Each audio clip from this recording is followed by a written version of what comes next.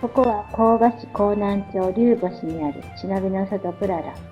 甲賀市民の憩いの場として、連日連夜様々な催し物が行われている。このプララの一角にある輝き忍術学園では、甲賀地域に住む多くの生徒が一人前の甲賀忍者を目指し、6年もの間熱心に修行に励んでいる。5年生となった健子と信子。課題論文の提出を控え、いろいろな忍術書を読んだり、現地調査をしたりして四苦八苦していた。6年生へと進級するためには論文を提出し、先生に認められなければならない。そんな彼女たちに、またもや試練が訪れようとしていた。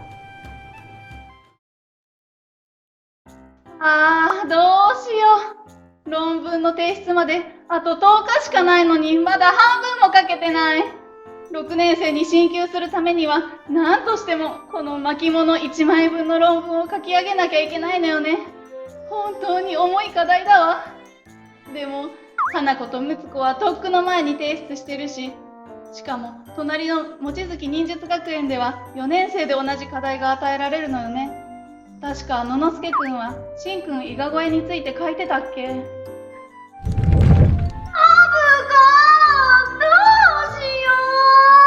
一体どうしたの？ほら、5年生って課題の論文書書かなきゃいけないじゃん。でも私、そういうの苦手だから、代わりに岩尾さんでたくさん修行してたと。忍者は本来は目立ってはいけない存在なんだけど、あえて見せる忍術をいっぱい発明したんだよね。こんなのとか、こんなのとか。でも、先生がこれじゃダメ。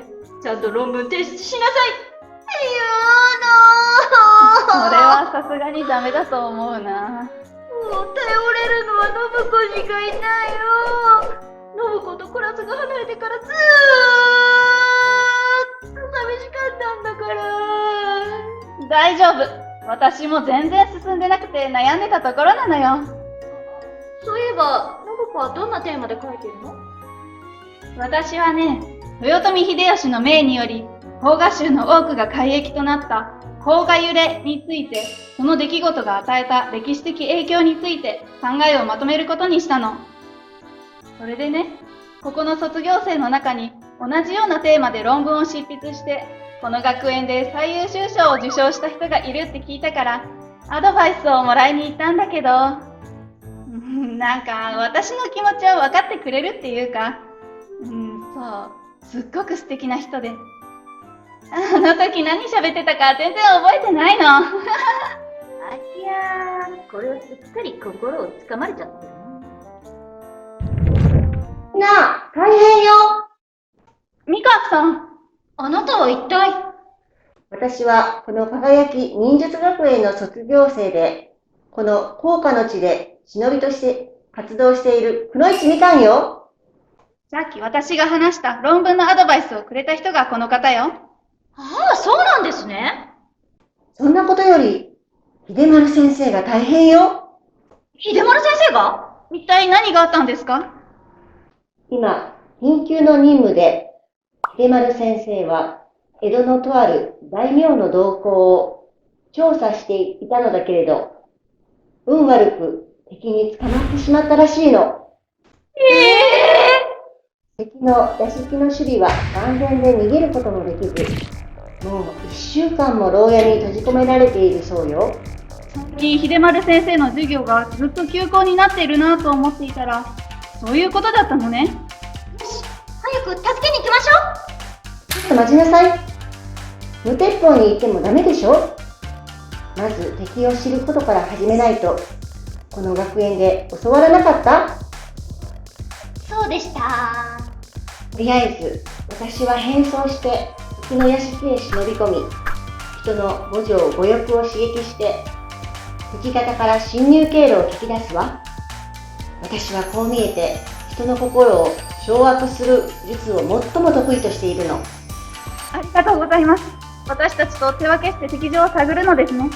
みかんさんと一緒に任務に当たれるなんて光栄です。いえ、5年生といっても、まだ忍びとして半人前のあなたたちには危険だわ。私がまず安全なルートを確保する。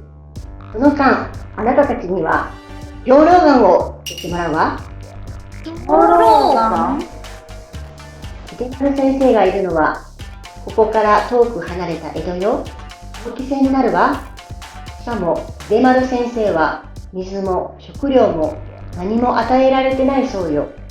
救い出せたとしても、体力が消耗しきっていたら、ここまで戻ってこれない。だから、忍者の食料として、兵糧丸を携帯することが必要ね。なるほど。でも、どうやって作るんだっけ？何言ってるの？そんなの基本中の基本でしょ。もうとっくの前に習ってるはずよ。そうですけど、私お料理苦手だし、その時のこべこべ言わないで、さっさと始めて。忍びとして、そういう無駄な迷いが命取りなんだから。じゃあ明日、馬の国に兵糧丸を持って、油木神社に集合ね。頼んだわよ。